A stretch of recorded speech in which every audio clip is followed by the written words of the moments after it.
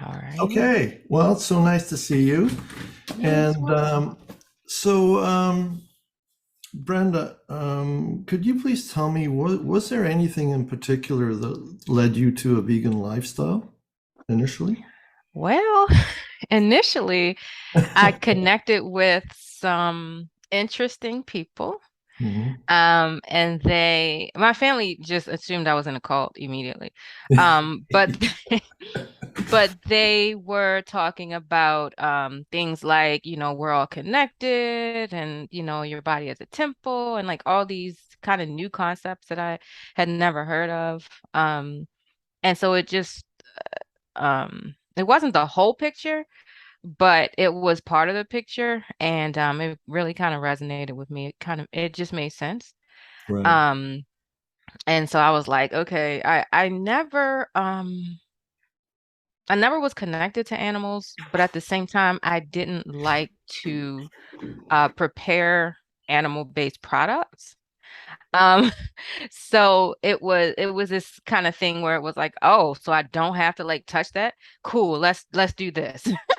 Let's let's Yeah, do it because I was always very, very squeamish right. about like I had no problem like eating animal products, but I just didn't want to touch the stuff. Yeah, yeah, And that was since I was really young. So yeah. yeah.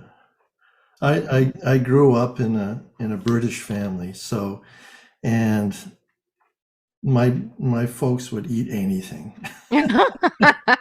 And I mean, it was gross. Oh. It used to make me gag when I used to come home and my mother was cooking something like tripe and onions or something like that. And, Oh. oh, terrible. But anyway, Yeah.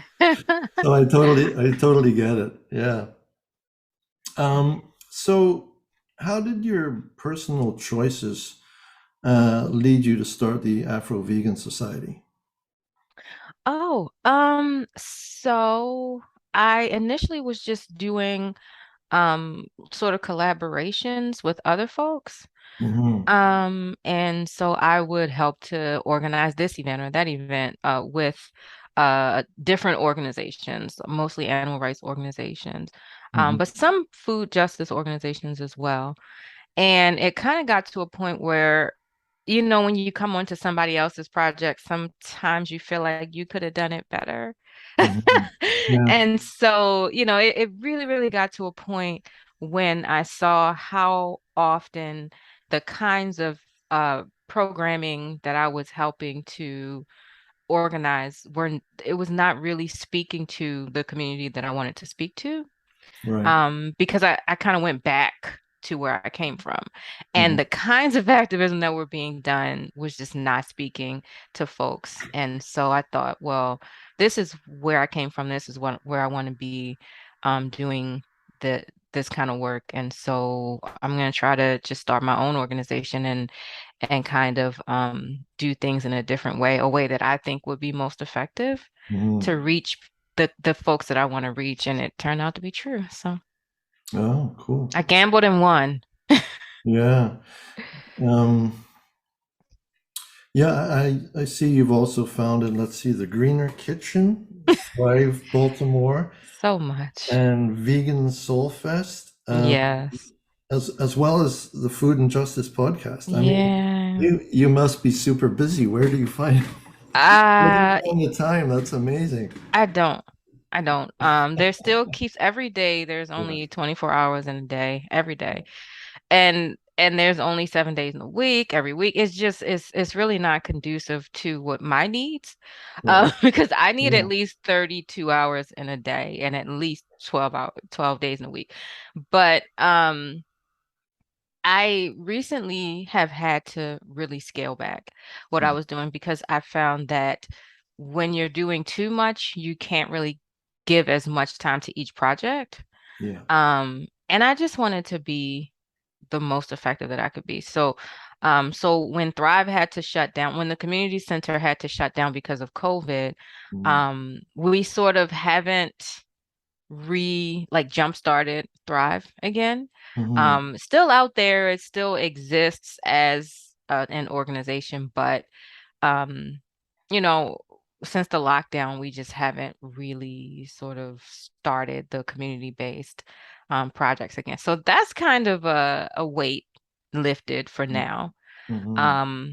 And the Greener Kitchen, a similar thing has happened with the Greener Kitchen where it wasn't so much that the pandemic affected sales Mm-hmm. as it affected our mission, Mm-hmm. because our mission was to make plant-based food affordable to everybody and Right. accessible to everybody. And Mm-hmm. because prices skyrocketed on every single thing, we were going to have to either cut people's benefits or raise our prices dramatically or just give food away. So so it was just like, okay, this is starting to get away from our mission. Right. And so we shut down the retail space, and we've only been doing pop-ups, and we've only been doing pop-ups that we believe in. So recently we catered an event with the Office of Sustainability, and they were willing to have like completely plant-based spread for the food, and we were more than happy to do that, because it's like we want to get into spaces where folks who haven't had this food can have an opportunity to experience the food, how amazing it is, and then start a conversation about how folks can start the transition over to plant-based eating. So we also did we donated some food to an organization last weekend called the Compost Collective, Mm-hmm. and they specifically work in low-income communities to educate low-income communities of color, to educate folks about the benefits of sustainable living, composting, reduce, reuse, recycle, and all those kinds of things, information that isn't necessarily getting into those communities. So Right. I was absolutely thrilled to be able to donate food to them. So those are the kinds of things that we're doing with the Greener Kitchen at this point. Can you tell me a little? I'm really intrigued about Vegan Soul Fest. Can you tell me a little bit about that? I can tell you a lot about that, but you Okay. probably don't have enough time because Vegan Soul Fest has pivoted. Initially, Vegan Soul Fest was this project um, that I set out to do with another vegan activist named Naja. She also co-owns a vegan restaurant in Baltimore, and the two of us who have been vegan for years and years, we got together to just socialize, and we ended up talking about what we could do for our community Mm-hmm. to educate people and support people and give people resources. And so we came up with a festival because everybody loves festivals. Yeah. Um, and so we did this for 6 years in a row from 2014 to whatever, 2014 to 2000, I guess. Um, and then the pandemic hit. We took 2 years off. And then we were talking about the event, and I realized that that Vegan Soul Fest was attracting a lot of vegans, Mm-hmm. which is great. I love the idea of doing an event where vegans can feel happy and comfortable, know that they can eat everything and, like that kind of thing. But that's not really my work. And so Mm-hmm. I started to think, there has to be a way to attract more mainstream folks Mm-hmm. into the space. And so the idea that I had, because I was noticing how many people were just excited to be getting back out in 2022. And I kept hearing about music festivals, like people were excited to go to music festivals. Yeah. And we had always had music at Vegan Soul Fest, but we never focused on the music. We always focused on the talks, which the education part is really important to me, Right. and the cooking demos. Right. And that was always me. And so I thought, let's lean into this music and see if we can get the same response that some of these other music festivals get, Yeah. and then but everything's vegan, Right. which is groundbreaking. It's not anything that's really being done, and especially not being done in order to attract the mainstream. I know that there are like other festivals and that feature vegan food, but certainly not that is aimed at my community in general, like specifically. And so we tried it. And it got we got mixed results. Everybody at the festival, nobody at the festival was vegan. I mean, I went around and talked to every single person, and Mm-hmm. some people twice. And Mm-hmm. and we attracted mainstream folks, non-vegan folks. It was beautiful, but we didn't have the turnout that we were hoping to have. Um, People were really engaged with the talks. We had Tracy McQuarter, we had Badass Vegan John Lewis, Mm-hmm. we had some doctors, we had plant-based MDs, we had a plant-based pediatrician, just folks who were out and who were doing these talks, cooking demos and things like that. I mean, packed tent. The tents where the cooking demos and the talks were happening had lots of people, but we went from, I think we attracted 13,000 people in 2019 to maybe a third of that. And so that was difficult for me because I'm just used to planning these huge events where tons and tons of people come out. And this time it just didn't happen. So Well, yeah, but you planted a seed, right?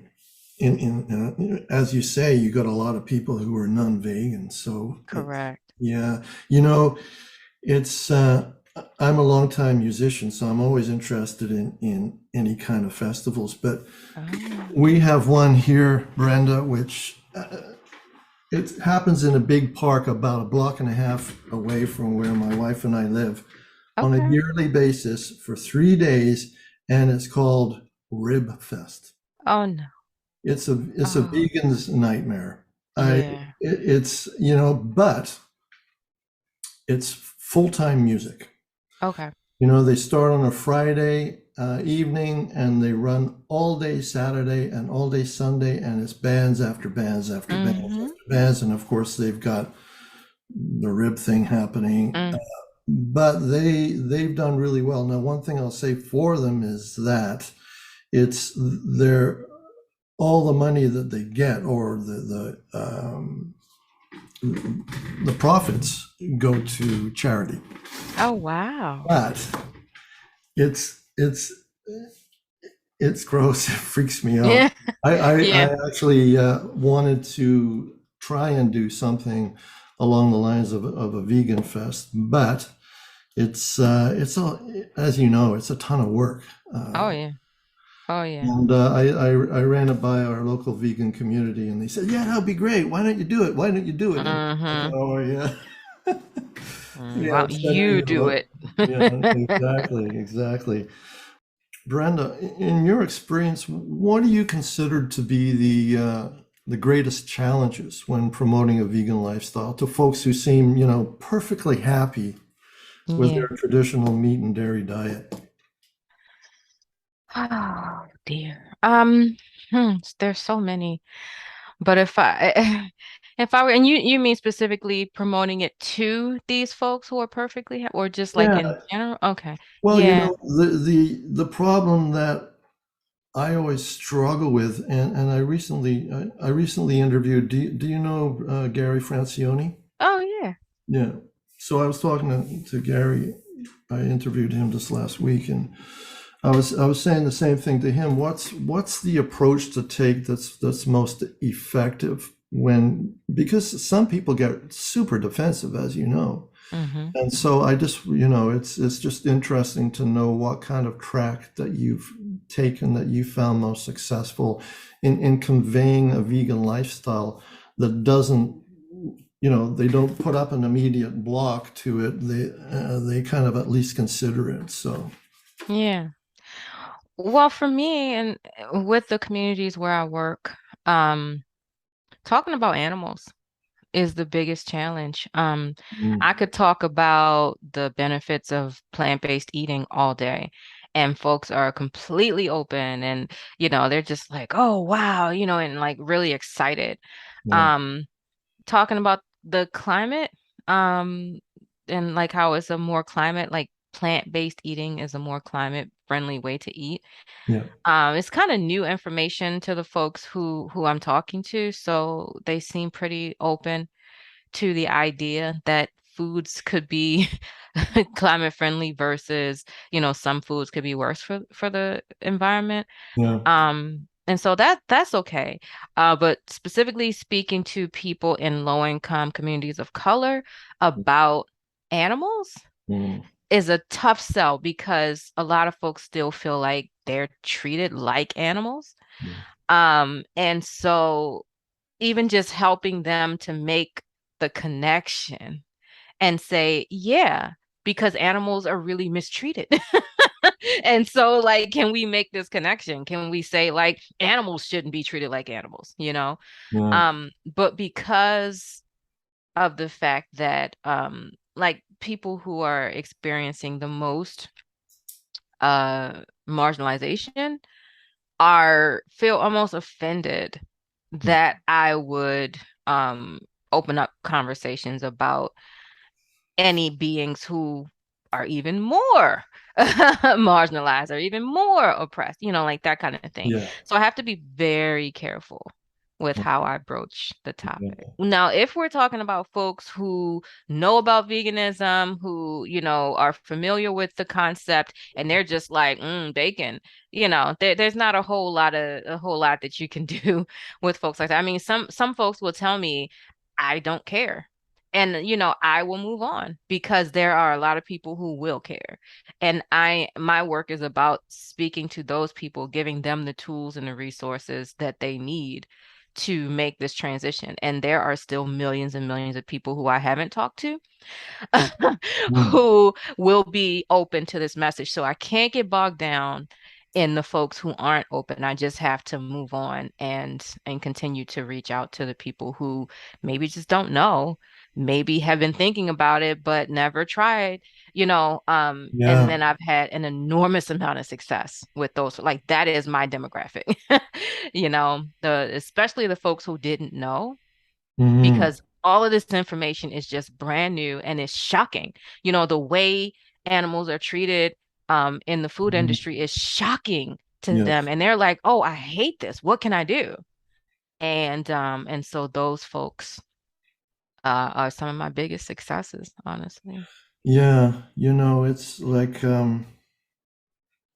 again, it's like instead of hitting them over the head with it, at least even with somebody who appears to be really negative, you're still planting a seed. When I was talking to Gary Francione, he mentioned that he had actually gotten an email that day from Mm. somebody he met 6 years previously. Apparently, the guy told him, and the guy said to him, when I first listened to your message, I was really pissed off, but Mm, you I've been thinking about what you said, and now it really makes sense to me. So it's like an evolutionary thing almost mm. in some It is. cases. So It is. Absolutely. yeah, talking about Gary, one thing he indicated to me was he's not a fan of groups like PETA, as he views them as big business, and Hmm.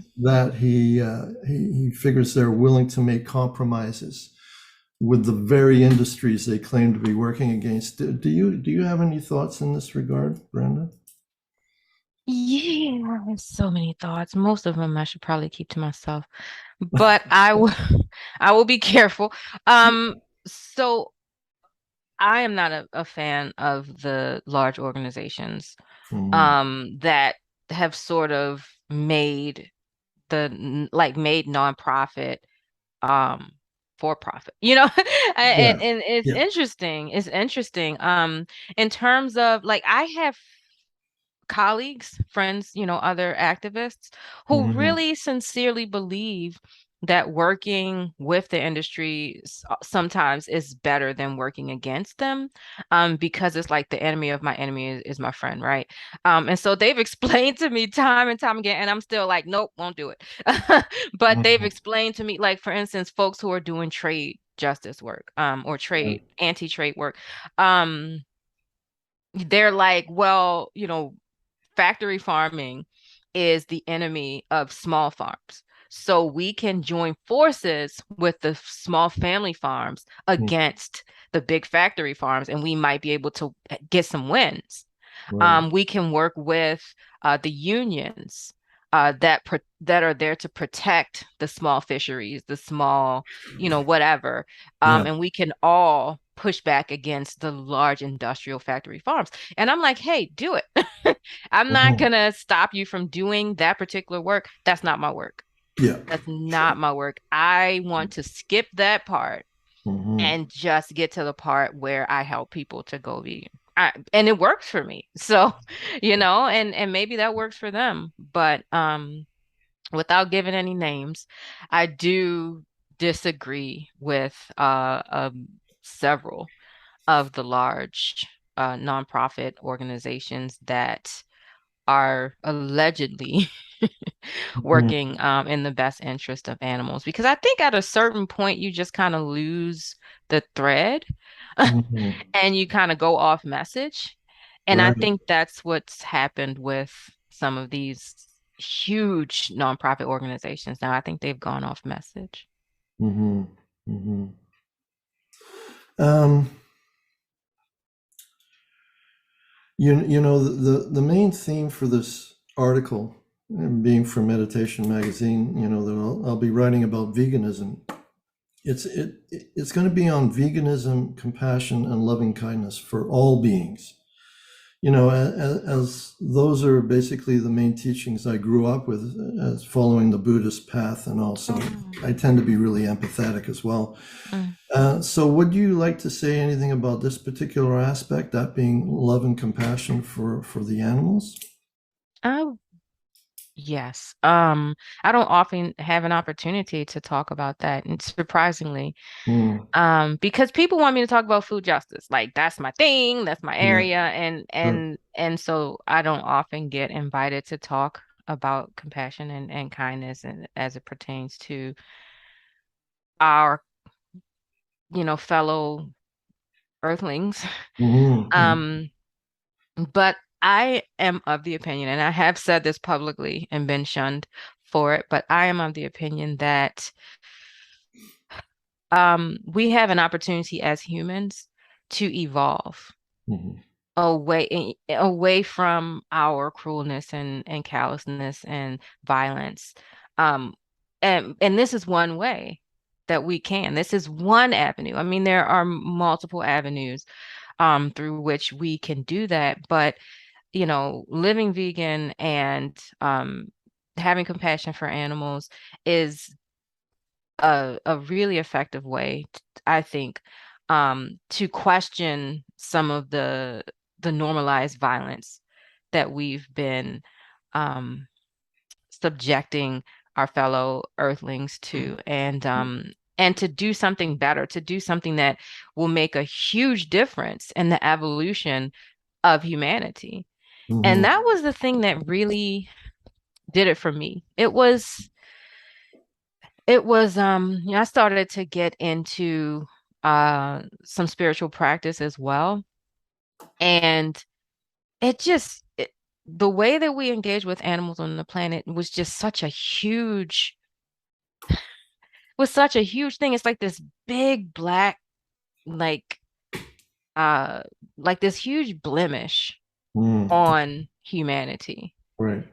Whereas there is kindness and there is goodness, and even people who consider themselves to be animal lovers, still eat certain animals, or people who consider themselves to be kind and compassionate still may go to rodeos or the zoo or whatever. Yeah. And so this is an opportunity for us as human beings to seriously question our behavior currently on the planet, Hmm. to challenge some of the things that are just habit. They're Hmm. just Yeah. habit that's been passed on from generation to generation. It's not like we have to do these things. We don't have to have a rodeo. We don't have Right. to keep animals in captivity at marine parks. It's just something that we've been doing for a while, and we can stop. And I think that Mhm. kindness and compassion and just really looking at ways that we can show that to our fellow earthlings, there's a great opportunity for us to Yeah. challenge those things and grow. Thanks again. Yeah, no problem. Thank you for including me in this. Oh, yeah, you bet. Take care, and All hopefully we'll righty. talk again soon. Okay. Okay. Bye. Bye-bye.